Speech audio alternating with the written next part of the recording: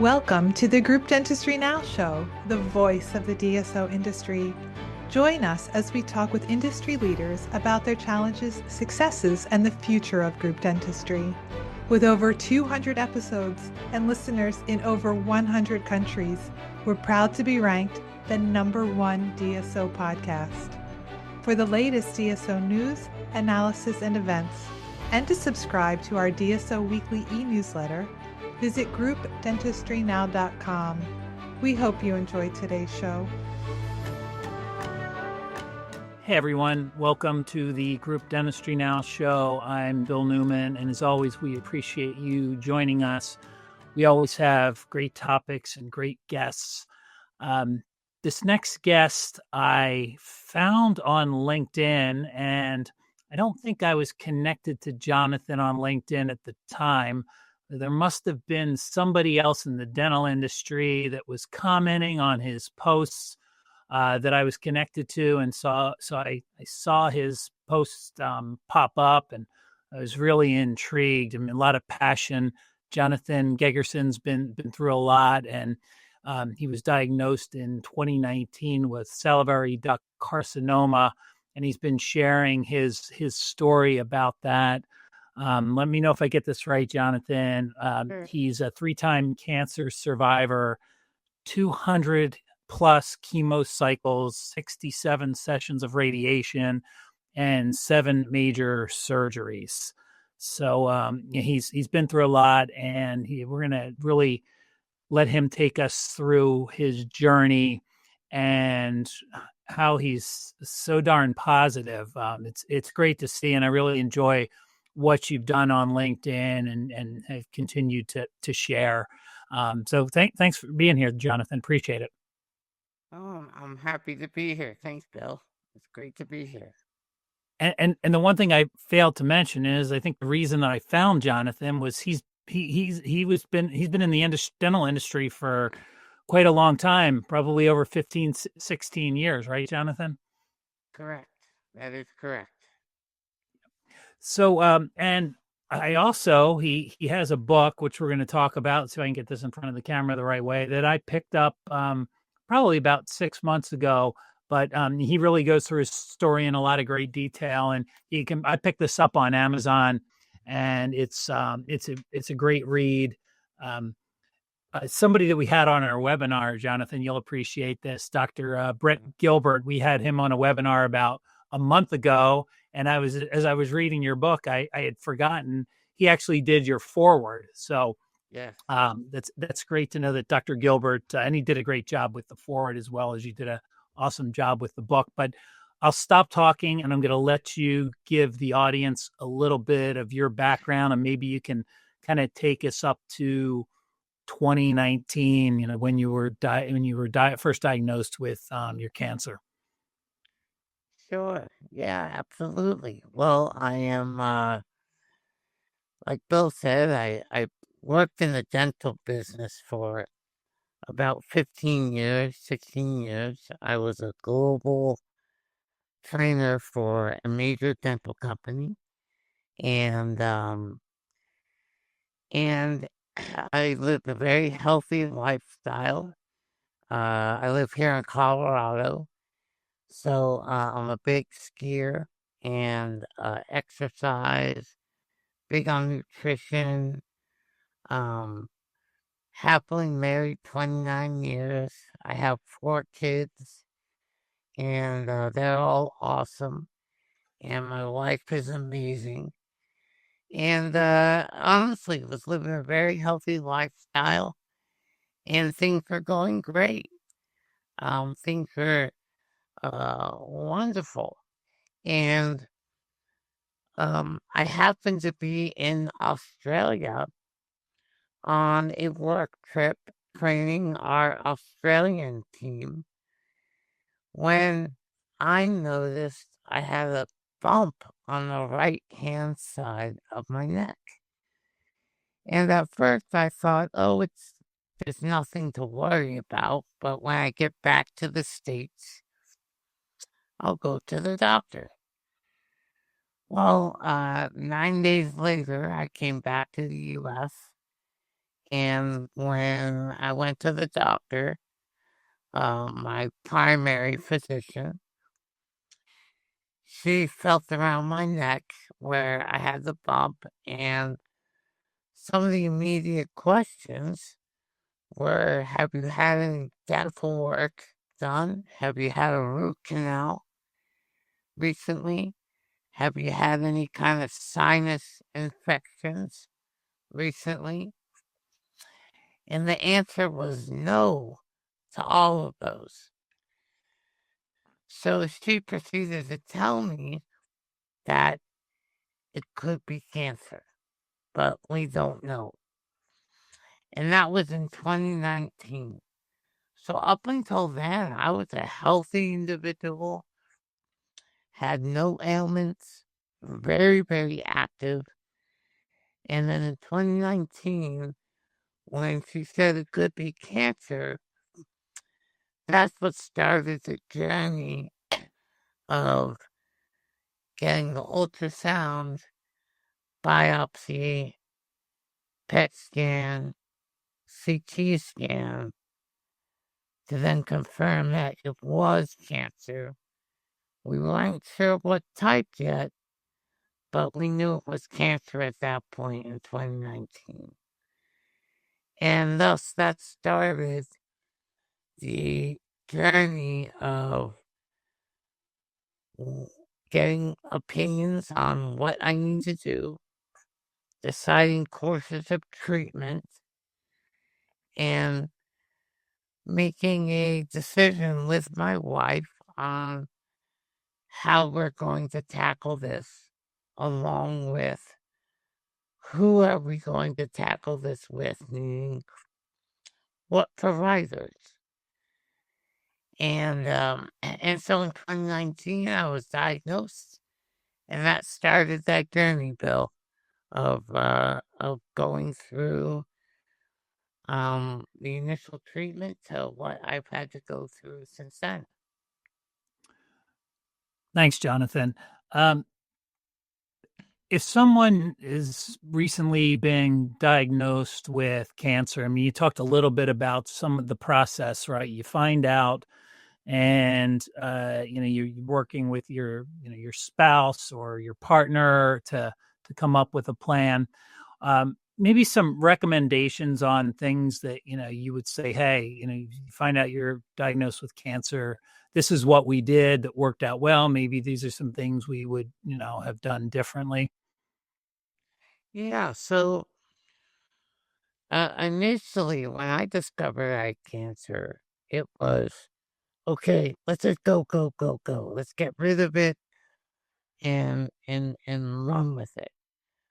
Fortunately, my wife, she's like, I think we should get a second opinion, and I don't think we just go down the first path. And I have a cousin who, at the time, was a surgeon in Houston, and he actually made a contact telling me, I think you should go get an opinion at MD Anderson here in Houston. Go to a specialist that this is all they do before you go down in a treatment course. And so once I heard that, we made the decision to go down to Houston. I live in Colorado. And we proceeded to meet with the doctors there.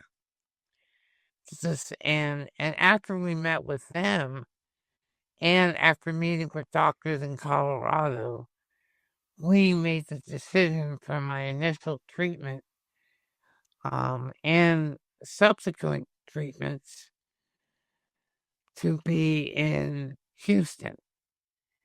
So my advice is, when you hear cancer diagnosis, which nobody ever wants to hear, don't freak out. Try your best to stay calm. know that the body is a very complicated biomechanical machine. And just because of one person's outcome does not mean that's going to be your outcome. Okay? So, what I mean by that is if you're being told certain things, one, get a second opinion. Two, know that doctors are going to do their best based upon what they know, and they're going to share with you what they know from statistics and scientifically what they've been able to discover.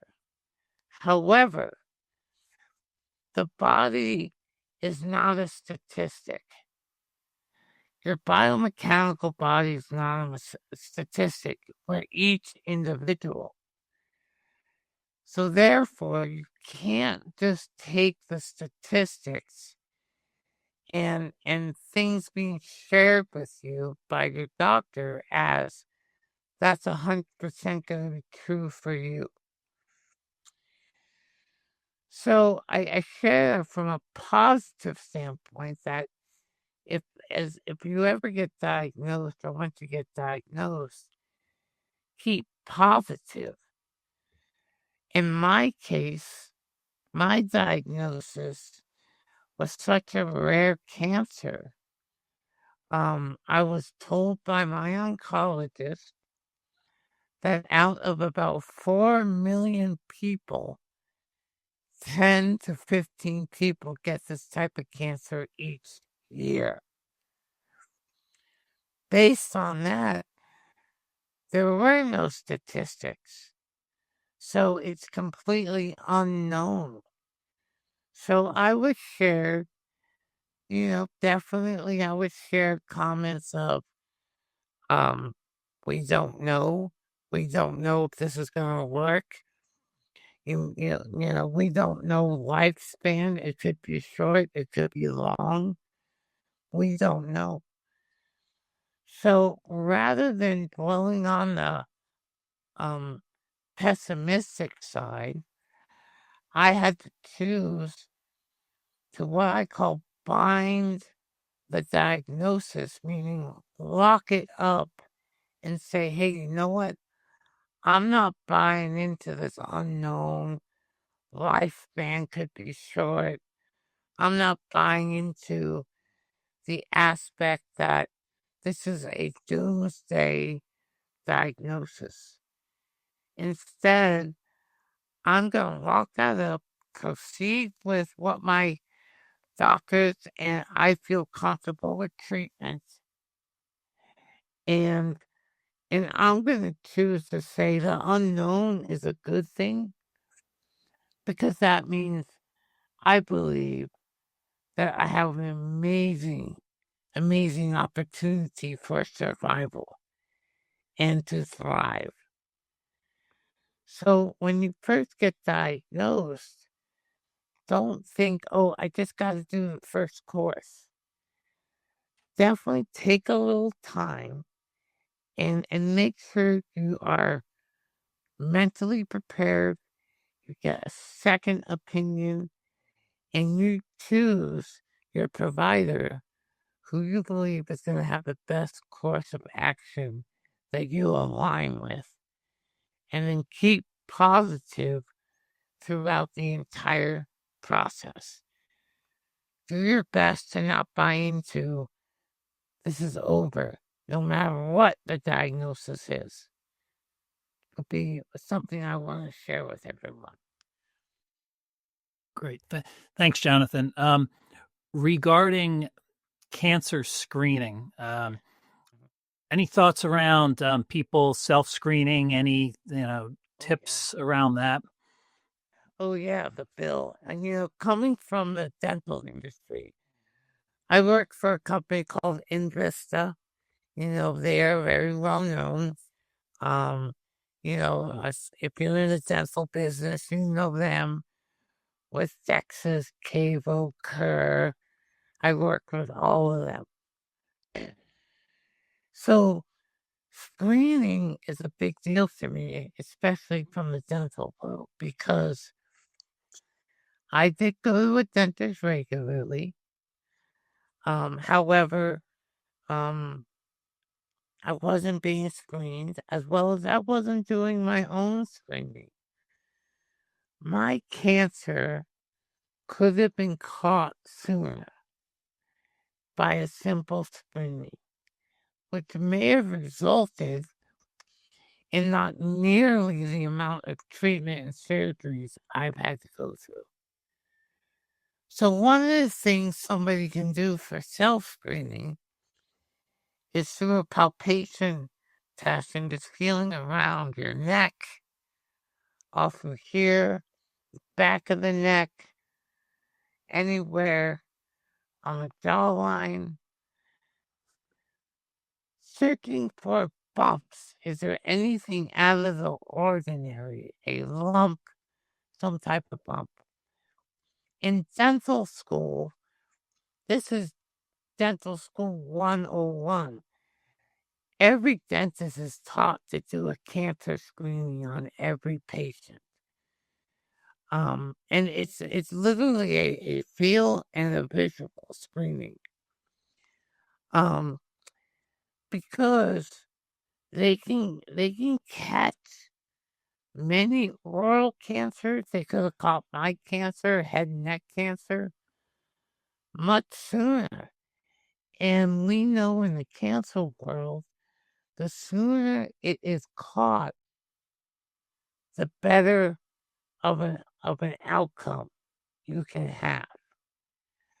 So at home, you can self-check, but when a person goes to the dentist or the hygienist, that healthcare professional should also be doing a screening. And even today, there's other tools. There's intraoral cameras where dentists can actually take pictures of inside of the mouth to see anything. But right then and there, we can help people and catch cancers early. In fact, coming in January, Dr. Brett Gilbert, myself, are publishing an article that's coming out in January in many of the dental publications, and it's a 2 CE unit course all about the screening process and how to screen the patient. Just to bring attention, most dental professionals are doing this already. They know they should screen people, but there's some who may not be. And so we just want to bring attention to it again with the goal to save lives. And so screening is absolutely important. And you can do this at home as well as with your healthcare professional. Excellent. So Jonathan, when is that course going to come out? You said it was sometime early next year, January. Okay. Yeah. The publication it's been written and approved, and it comes out in the winter publications of many dental journals and even endodontic magazines as well. Excellent. Well, we'll make sure we find that when it's published and link to it on Group Dentistry Now as well, because you're right. I think screening is one of the most important things, and clinicians, whether they be primary care physicians or dentists or, like you said, even yourself, right? Self-screening is super important. Take us through a little bit. I read it quickly, and I want to say it again because it's the numbers are big. 200 plus chemo cycles, 67 sessions of radiation, and 7 major surgeries. So, do you mind taking us through a little bit of that journey and process, and just maybe talk about the way you felt after some of the surgeries and treatments and how you have such a positive outcome and you're now an advocate and you're doing public speaking on this? I mean, you have been through a lot. So I want to make sure that you get the chance to really talk a little bit about that experience. Sure, Bill. Thanks. Yeah, no problem. I'm smiling because whenever I hear somebody say those numbers back, I'm like, wow. Yeah, it really was a lot. Because I tend to not think about it a ton, but I share it from a standpoint that I want people to be inspired by it, to understand that um, we can overcome so much, that the body wants to heal, and that we can endure a lot of suffering and still come out positive on the other side. But yes, I have gone and still to this day, I still get a monthly treatment because of my unknown diagnosis and there's not enough information. I still get a monthly treatment of an infusion called Inher2, and it is a targeted therapy with chemo.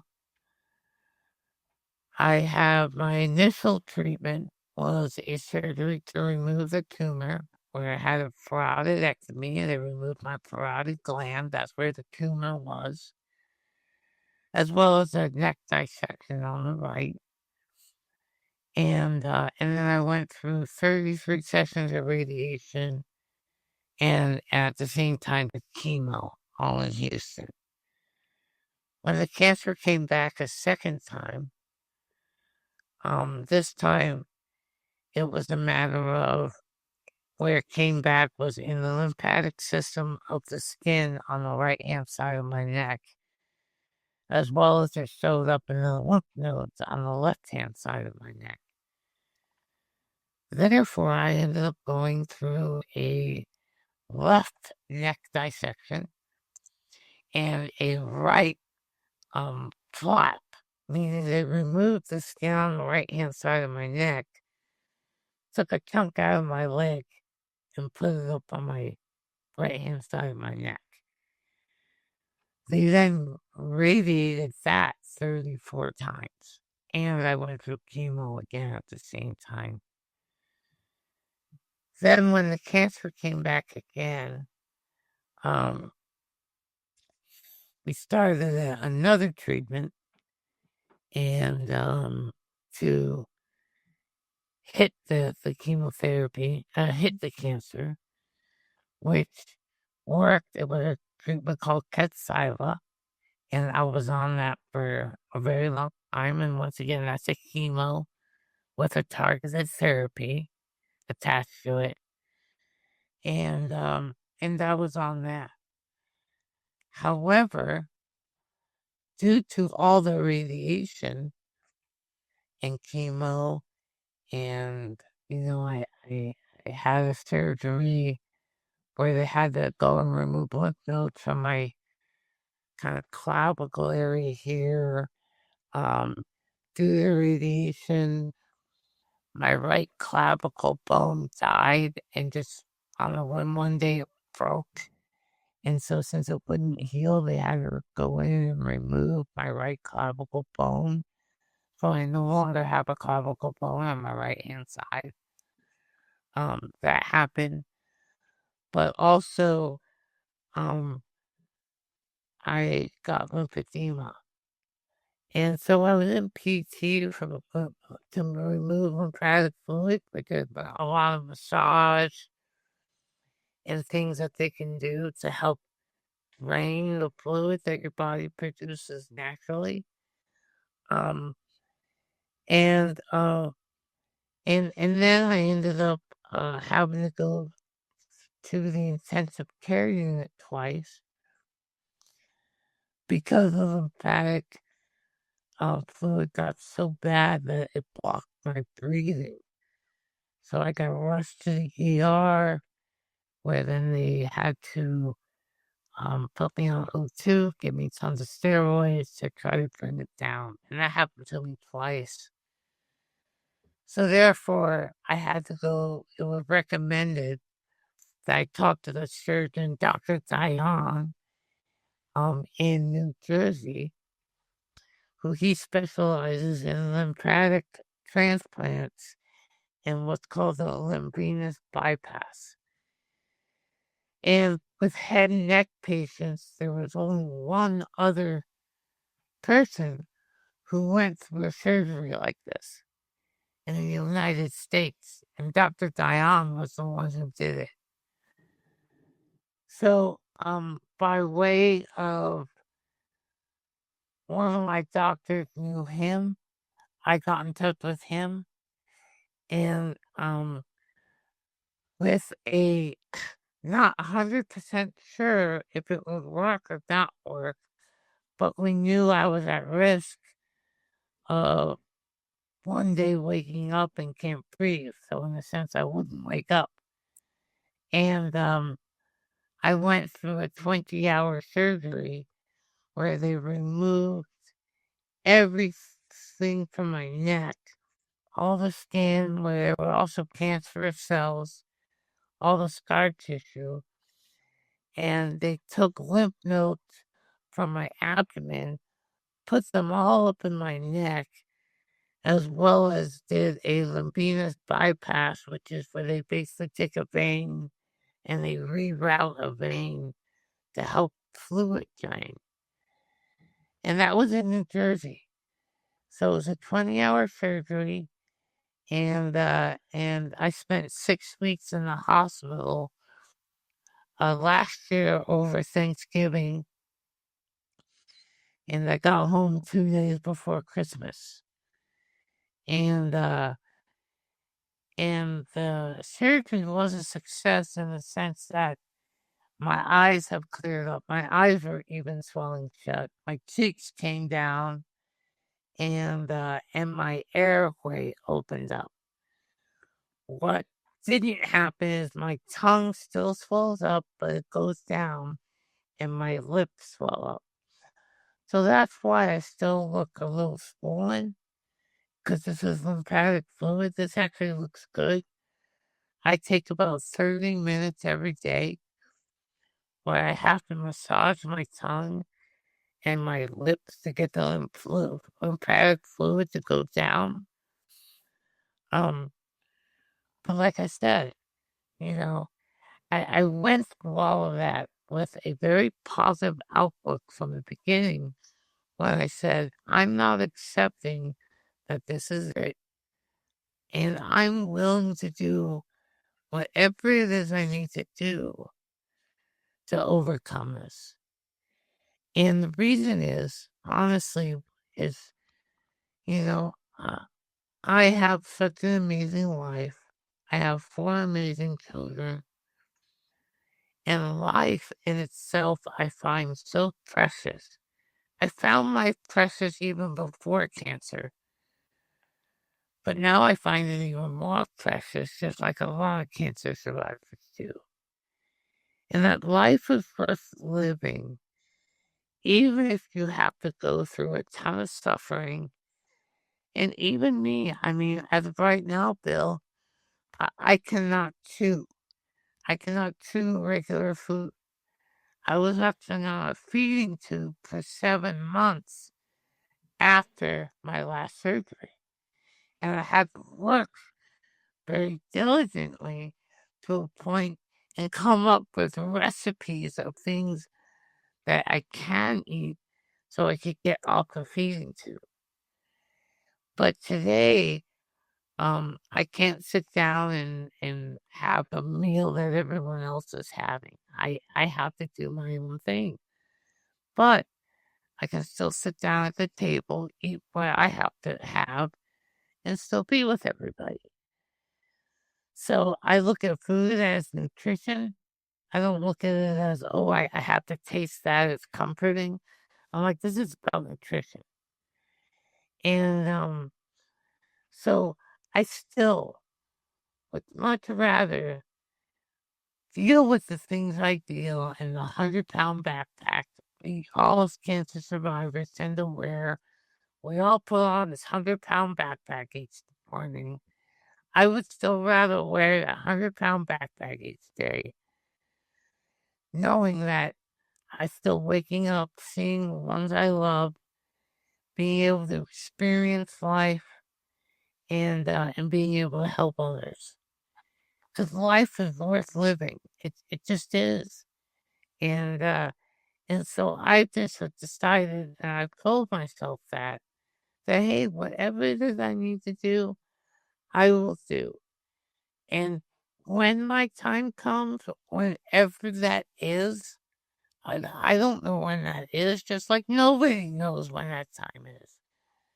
But when the time comes, whenever that is, at least I know that I've done everything I can possibly do and a little bit more, and and that I went out with a positive attitude, and that people who are important to me know that I love them, I care about them, and that's what's important, as well as saving other lives. And that's why I want to do this podcast, and that's why I speak. It's very hard for me to speak.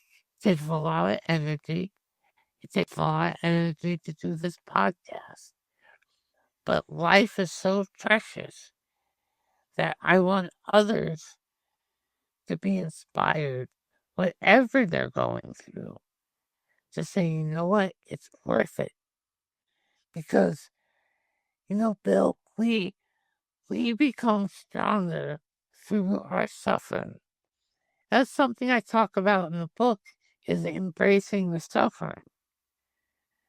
And that's because when we embrace it, we say, okay, I have to go through this. This is something I have to deal with. This is something I have to do. When we decide to embrace it, we allow for a victory to be had at the end, which is we become stronger in some way. We become better. And so I always tell people, I go, listen, I get it. Nobody wants to go through suffering. But when you know you got to go through it, embrace it and have the mentality that I'm going to be better because of it. And so it's just an important aspect of life is worth living. No matter what you got to go through, life is worth living. Well, I think this story is going to inspire a lot of people that are watching this podcast. And everything that you've gone through, you still had the time again to do your book, right? You had all that time. It's called Perspective C. So you're not feeling well. You're going through these surgeries and these treatments, and you had time to write this book. Tell us about the reason why you wrote the book, and you've got, and it's on. Again, I got it on Amazon. There are probably other ways to get it, but that's the way I bought it. It's very inexpensive. It's right now it's $8.99 on Amazon. So I encourage people, and we'll drop a link in the show notes, to go and order the book, because it's not so much about Jonathan. And he's taking this money and he's looking to establish a retreat. But I'll let you kind of talk a little bit about why you wrote the book, and then talk a little bit about this retreat that you're trying to establish. Sure, Bill. Thanks. I appreciate that. Well, I wrote the book because I felt moved to help people. When I just felt like, here I am going through all of this. And I know there's other people who are going through it too. And I felt moved to say, you know what, if I can write with my words, help not only people who are going through it, but also to help people to understand people who are going through it. because the book was written not only for the person dealing with a long-term illness, but it was written for anybody who knows anybody, and they just want to benefit and understand and be inspired of how can I help this person? What should I do? And so yeah, so I was moved to share a little bit of my story, my mentality, but also just to empower people and to inspire them that yeah, I have been through a lot, that yeah, uh, physically, mentally, I've been changed, but I would tell you mentally, I have been changed so much for the better because of this. Physically, I'm still here and I'm still able to do many of the things I did before. Some are limited, but I can. I want people to know that there is life. If you're living with cancer or after cancer, there is life.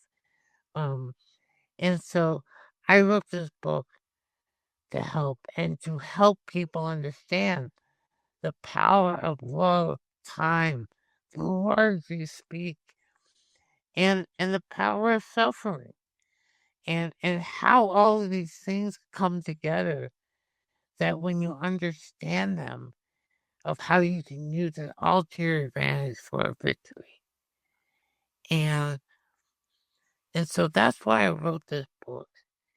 And it's available on Amazon. Yep. You can also go to your local bookstore and order it if they don't have it on the shelf. So it is available through those channels. And I wanted to keep the book very, very affordable because I wanted everybody to read it, because I wanted to help people. And I wrote the book, and the ultimate goal is, through proceeds from the book, as well as we are starting other avenues to start raising funds. One of the biggest things, Bill, was for me is after I went through my initial treatment of cancer, I was longing so much to reconnect not only with my kids, but with my other family, my brothers, my nephews, my mother, my father. And I wanted to just see everybody. And it was so important to me that shortly after my treatment and I recovered, I was able to get with them all and see them all again. And I was filled with tears. I mean, tears of joy. Just, I'm getting to see you all again and hug you and be with you. And so that was so important to me, and it helped me reconnect. It helped me reunite with my family, and it helped me reset, just reset of who I am now, and there's still a ton of life to live. And so my wife and I, our ultimate goal is to here in Colorado, we want to have a retreat where cancer survivors or a family who's gone through cancer, they can come spend some time on this retreat where they can experience the reuniting with their family, reconnecting with who they are, and reset to know that there is life still left to live and plenty of it, where they can just rejoice, have fun, find laughter again, be inspired, and experience a positive atmosphere that helps them take their mind off of cancer and focus it on what's important, and that is family and living and life and everything around them that they enjoy. So we want to provide that free of charge, where we provide everything. The goal is to be able to provide travel, transportation, place to stay, food, activities, to be able to provide everything for someone for 5 days. They come out, they spend 5 days at a retreat, and they just get to, with their family, and they just get to enjoy life and experience what still wonderful things are ahead of them. And so that's our goal. And so we we are taking off proceeds from the book and putting it to the side, as well as soon we're going to be starting other fundraising campaigns so we can make this dream happen and we can impact even more lives and save more lives.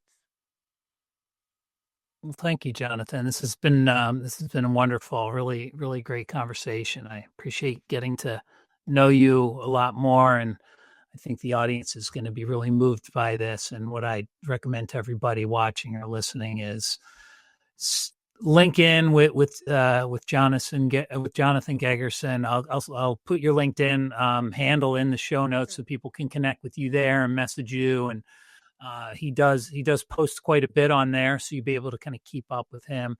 We'll drop the Amazon link for Perspective C. That's his book. I was looking, I bought it back in March of 2024, so it's been out a little while. But it's and it's perfect 5-star rating. So he's got a lot of reviews, and they're all 5 stars, which is great. $8.99. So that's a way really to help Jonathan and his family as they start to build this retreat where cancer survivors and their families can reunite, recharge, and reset. And then what we'll also do, Jonathan, is we'll keep everybody just kind of up to date with what's going on. Again, you said January, you've got that 2CE course with Dr. Brett Gilbert that you're doing. So we'll make sure that we, provide links to that when that's available. And just really been a pleasure today. Is there an email address or a best way beyond LinkedIn for people to touch base with you? Yeah, I'm always open. I'm an open book. And I'm open for anybody to reach out to me if I can help.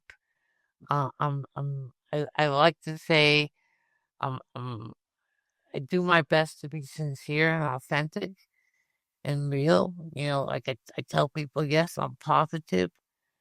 But of course, I've had my moments of tears, and I've absolutely had my moments of downtimes where the questions come in, and I get concerned.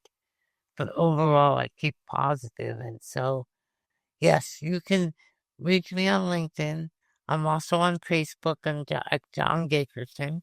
My email is my first and last name, Jonathan Gegerson, at gmail.com. I keep it simple. And you're welcome to email me and reach out to me. You're welcome to DM me on LinkedIn, Facebook. I also have Instagram. I'm on there. And all I do is many times I just share my thought for today and what's come about and something like, somebody, Bill, asked me the other day with my lips and my tongue being so swollen and not being able to chew, man, you must miss eating so much and sitting down. And I said, at first I did. I missed, being able to sit down and eat a great meal with all the flavors. I go, but that's not what I miss the most. And they kind of gave me a puzzled look and they said, what do you miss the most? I said, not being able to kiss my wife properly. I said, that is actually what I miss the most. And they just kind of looked at me like, what? I go, yeah, because that can be so taken for granted. Just like eating can be so taken for granted. Oh, I get to eat, but that's what I miss the most. And it's like, you think about that, it's like, wow, I never thought that would be something I would possibly miss the most, but it is. And so many times those are things that I post as well. I'll post my story, encouraging words, but people are always welcome to reach out to me, and I'm always happy to give an honest response. Always. Well, thank you, Jonathan. The one last thing I wanted to mention is Jonathan is a public speaker, motivational speaker. So if there are any dental companies out there that are looking for somebody like Jonathan to have at one of their meetings, he's a speaker. He does a great job and great podcast. So I appreciate your time, Jonathan, and I appreciate everybody in the audience for taking the time to watch this podcast. And make sure you get Jonathan's book, Perspective C. Again, we'll drop a link to that in the show notes. And until next time, this is the Group Dentistry Now show. Thanks for watching. Thank you for joining us today. Don't forget to subscribe to the podcast to stay up to date on the latest DSO news, insights, and events. Also, subscribe to our DSO weekly e-newsletter at groupdentistrynow.com.